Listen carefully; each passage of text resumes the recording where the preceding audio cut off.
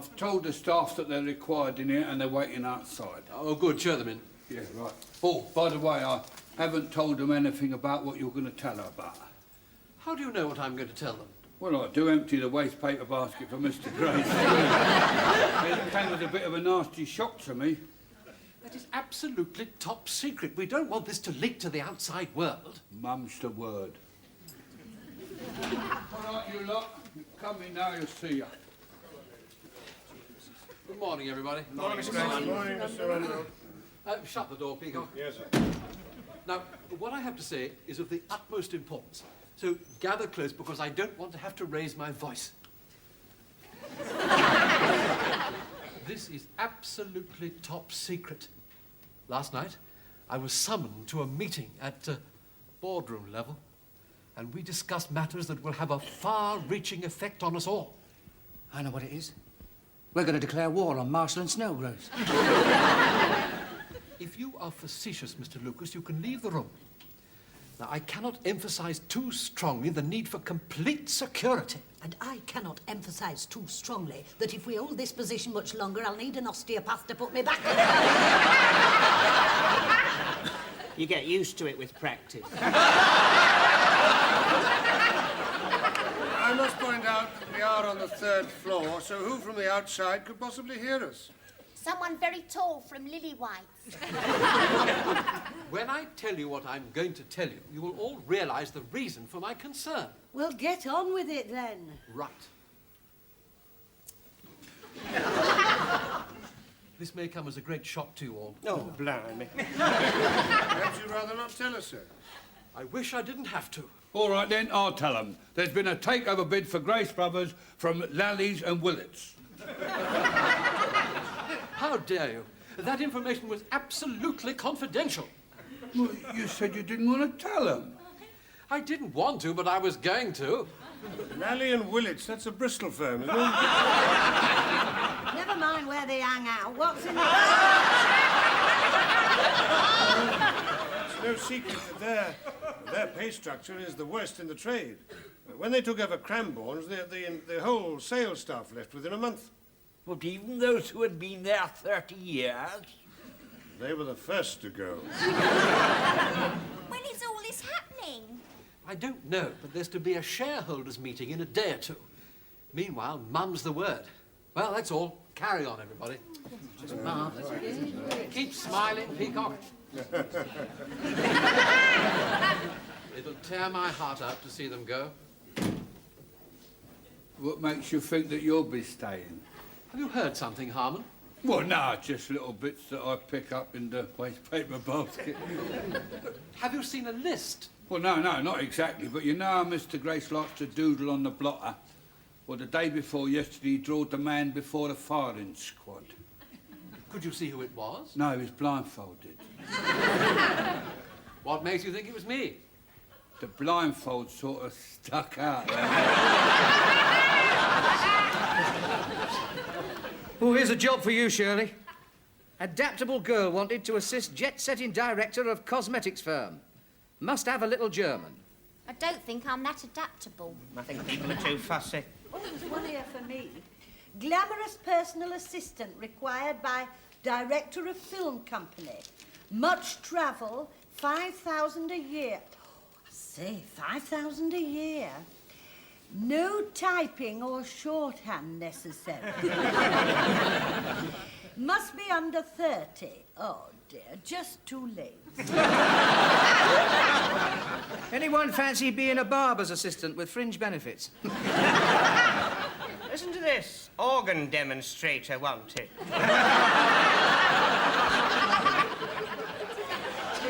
The only job for which I seem to be qualified is that of a chairman. Company chairman? No, deck chairman. Oh, here's a job. Here's one for you, Captain Peacock. Wanted, ex-army officer of imposing appearance, used to rugged outdoor life, must be able to get on well with Arab royalty. Oh, a diplomatic post. Well, in a way.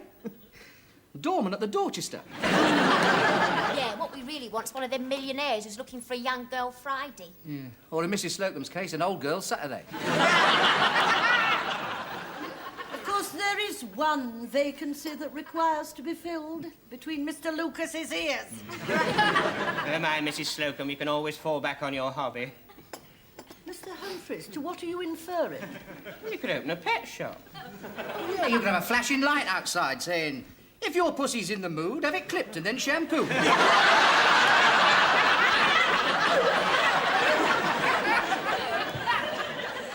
I'm afraid I shall never get another job at my age. Remember, Ernest, Churchill didn't come into his own until he was your age. No, but he had the whole country behind him. I've only got Mrs. Grainger. And she hates having me in the kitchen all day. She says that I make the milk go sour. I'm sure we're all being too pessimistic. And apparently they have to put the bid to the shareholders, and they might not agree. Sorry to interrupt this jolly little gathering, but Mr. Rumbold wants to see you all in the boardroom. Well, he can wait till we've finished our coffee. Yeah, I mean, what does he want anyway? Some scheme he's got to save your jobs.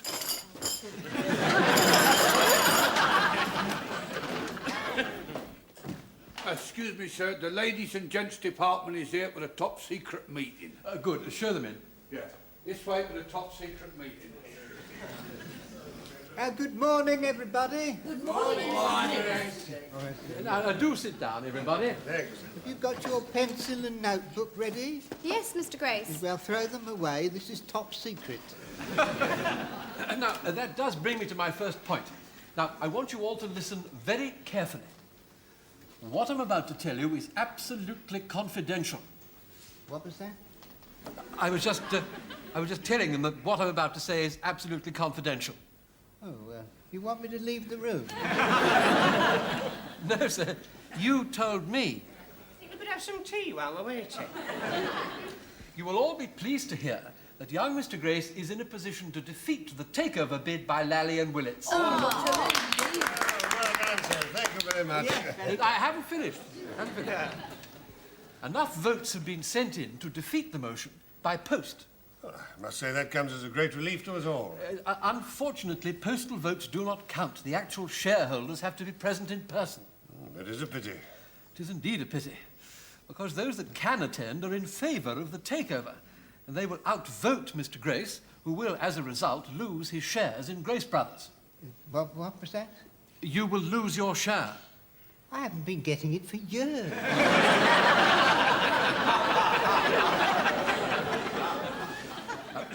The balance could be swayed by the attendance of just 4 more persons. Well, can't we get them here? They're abroad. Organ demonstrating. Here I come. Well, you will all agree that Mr. Grace has always been absolutely straightforward in all his business dealings. And he has come up with several straightforward, business-like solutions to all our problems. Mr. Grace? Huh? Oh, yes. Yes. 1, burn down the store, take the insurance and start up somewhere else. Chris! Well, it worked in 1928. 2, get the mafia to rub out the opposition. I got that one from Kojak. 3, hijack Mrs. Willis, lock her in the safe and throw away the combination. Hawaii 5-0. 4, photograph my secretary in bed with Mr. Willett. Oh, they did that in Colombo. 5, the ultimate weapon, photograph Mr. Humphries in bed with Mr. Willett.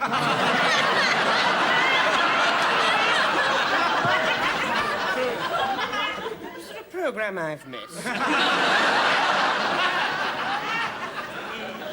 Now, I have advised Mr. Grace that these are rather extreme measures, but he got carried away by reading Howard Hughes' life story. I've never heard anything so outrageous in my life. Why don't you do something simple like put a ringer in? How do you mean, Mr. Harman? Well, you know, like with the horses. I mean, if one ain't going to run, they substitute it with another. You see, you got 4 shareholders missing, so impersonate them. You've got a criminal mind, you have. No, I ain't got a criminal mind. I mean, they've already voted that they just can't get here. It does sound more feasible than the other plan, sir. I see. Well, get on doing something about it. Yeah. Well, hands up all those who are willing to have a go. I think I speak for everybody present when I say that we want nothing to do with it. And I am unanimous in that as well. There's £100 in it for anybody who takes part.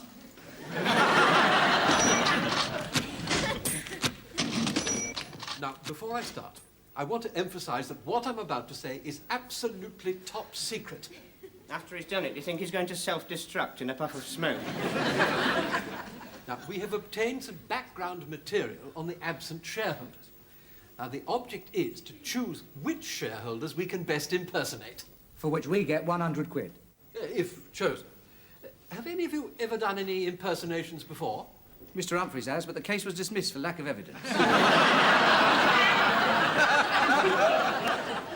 I can do Winston Churchill. He wasn't a shareholder.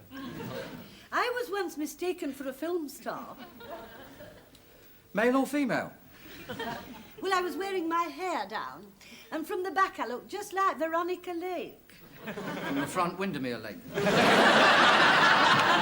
Mr. Lucas. Which is one of the world's great beauty spots, Mrs. Slocombe. Well, let's see what we have now. There's Geoffrey Longman. He is 28, broad-shouldered, 6'2", blonde hair, blue eyes, wealthy yacht owner. Oh, I like the sound of that. You're not tall enough. I know, I just like the sound of it. And, Andrew McNairn from Aberdeen, 45, landowner, ex-captain Scots Guards, moustache, dark hair. Scots were he wi' Wallace Blade. Scots whom Bruce has often laid.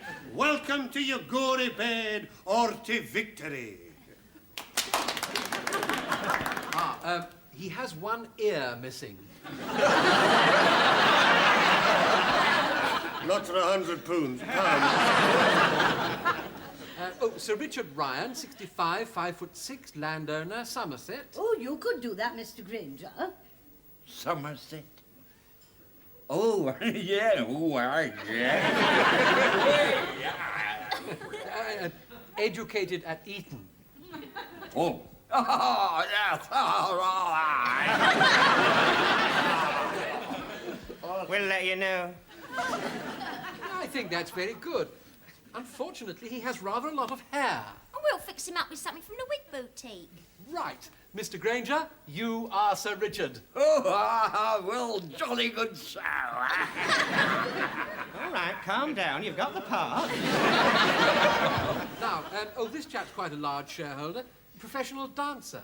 Oh, Mr. Humphries does a bit of dancing, don't you, Mr. Humphries? Oh, yes. The word versatile has been applied to me before. I must stop you. I must stop you. He only has one leg.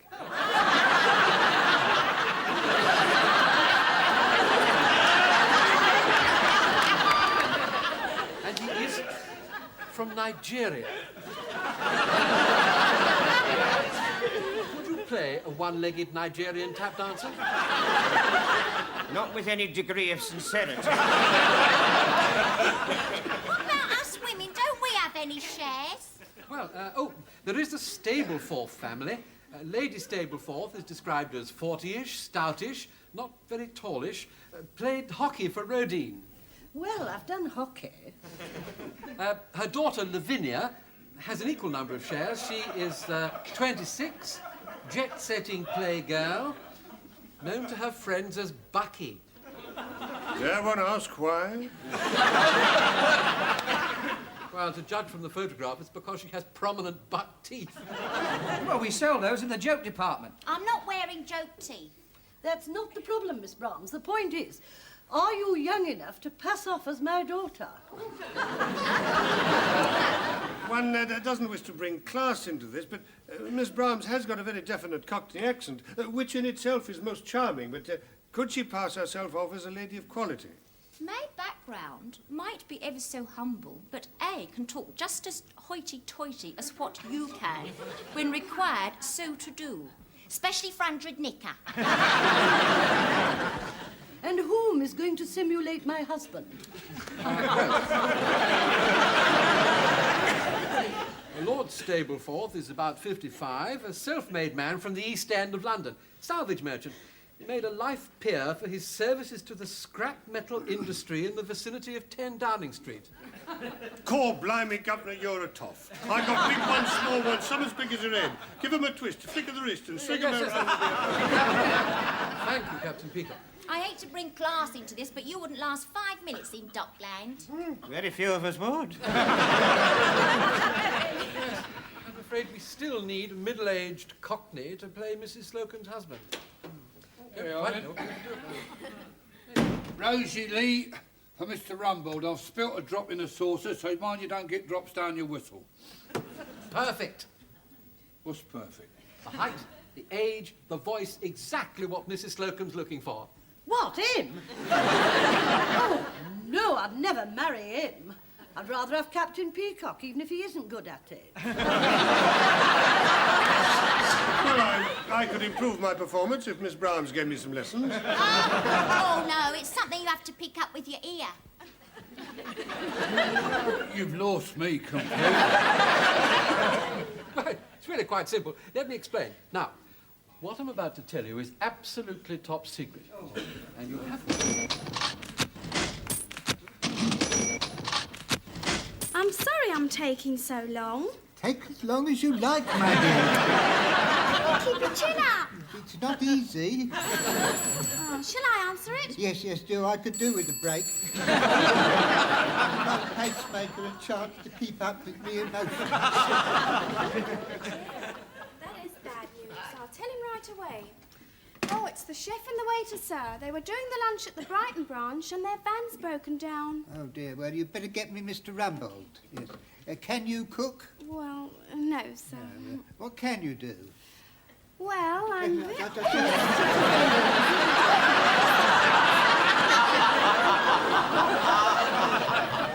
Oh, yes, Mr. Grace, I'll get on to it right away. Yes, sir. That's 1 chef and 2 waiters. Well, sir, the store's just closing. I don't know who I'm going to find at this time of night, but you can rely on me, sir. Somebody will be there. Well, it's no good arguing with me, is it? No, don't blame me, Captain Peacock. I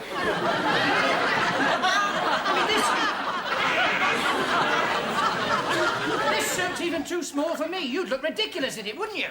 It is quite absurd that you should be the head waiter while I have to be a commie. I mean, I have the dignity, the bearing, the personality. But you can't get into the suit. It just looks stupid. Well, I don't see why. I mean, in the best restaurants, you often see elderly men in a servile position.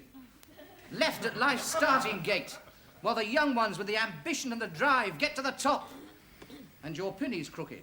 That sounds like the chef.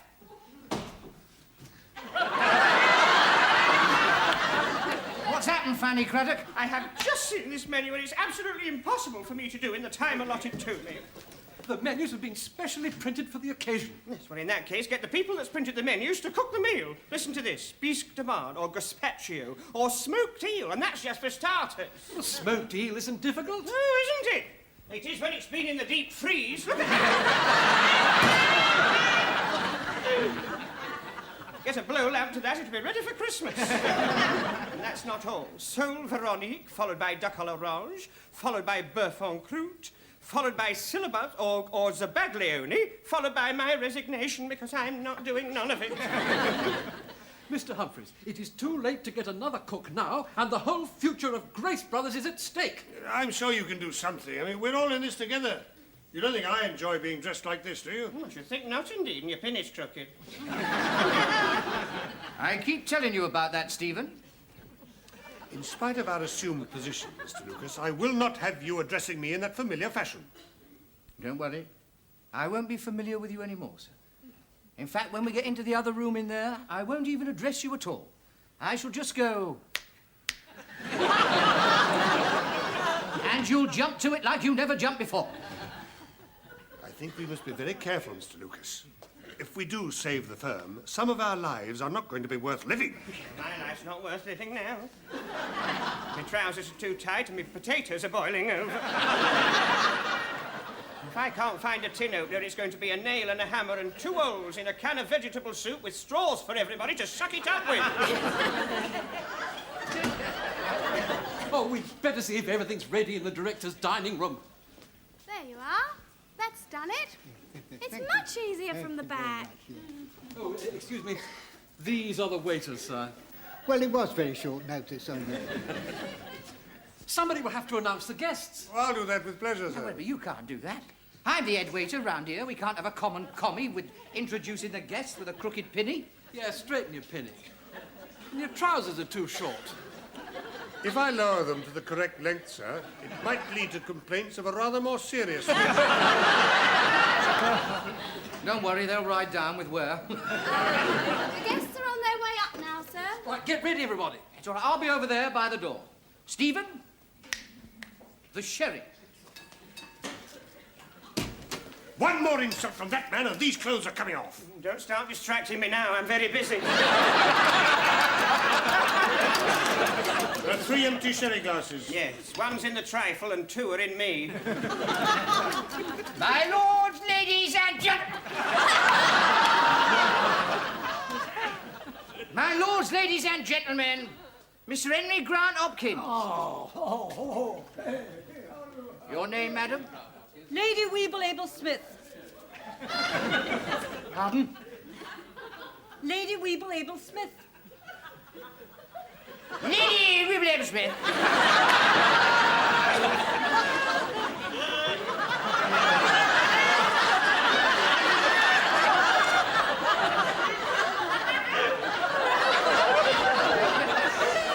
Your name, sir? I beg your pardon? The name, so I can introduce you. Miss Grainger. The name of a Burke you're supposed to be impersonating your Burke. Oh,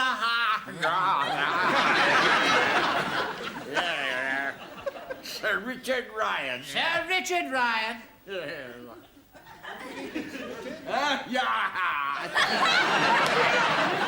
Good evening, Sir Richard. Yeah. This is Lady Weeble Smith. Oh, yeah. Oh, you'll have a lot in common with Henry Grant Hopkins here. You both went to Eton. Sir Richard, you don't have a glass. Stephen. Lord and Lady Stableforth.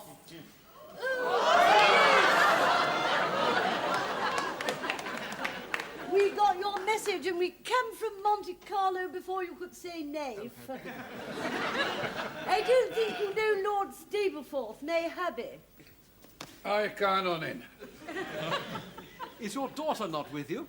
Oh, you mean our Lavinia? Yeah, she's just tarting herself up in a powder room. The Honourable Lavinia Stableforth. Well, hello.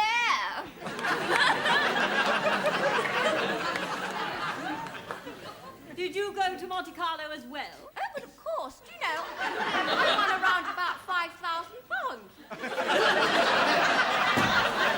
Mr. Humphries. Don't talk to me!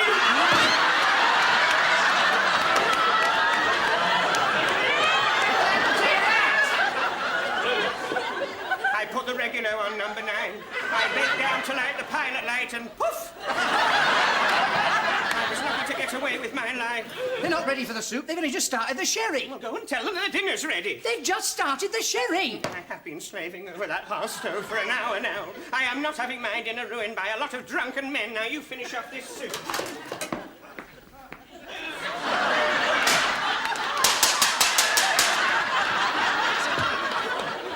Dinner is served.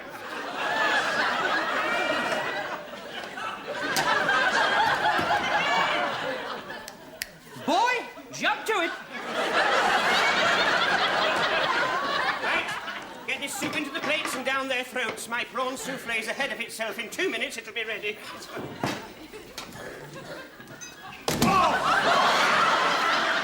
She's that brainy, is our Lavy. She bursts out of Rudine with flying colours, I can tell you. Oh, yeah, me and the old Dutch was dead proud of her, weren't we, darling, eh? A bit coffee nose now, but she's like a wild animal when she's roused. If your daddy does that again, I shall have to give him a belt round the mush. Oh, do be careful, waiter. You've spilt some. Oh, I'm terribly sorry. I'm terribly sorry.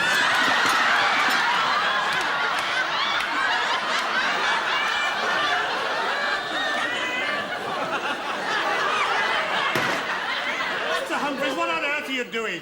My souffle's got out of control. They've only just started the soup! It doesn't matter. It will be swept out of here on a tidal wave of souffle and none of us are surviving. Why the door?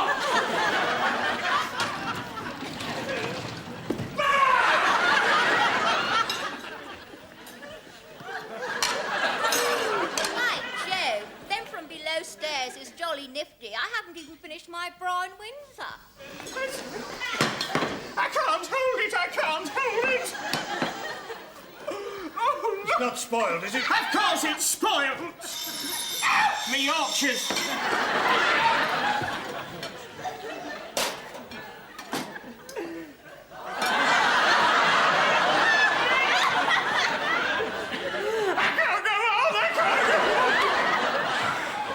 Oh, what do we do now? Give him the soup back! I think we'd better tell them that dinner is late and they should start the speeches. Right, you go and tell them. You're the head waiter.